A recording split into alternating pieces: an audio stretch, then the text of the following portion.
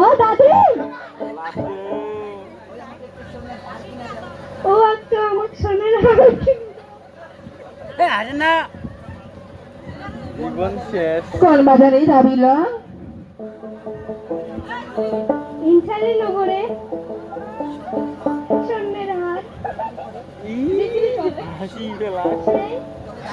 তবে দাদি চলেন সেই বাজারে।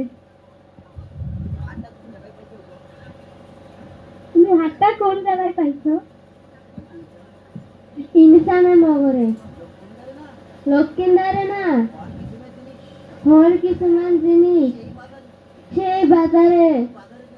আমি বাজারে যদি ওই বাজারে যদি খরিদ করতে যদি যাস, অনেক জিনিস, তবে আমি যাব।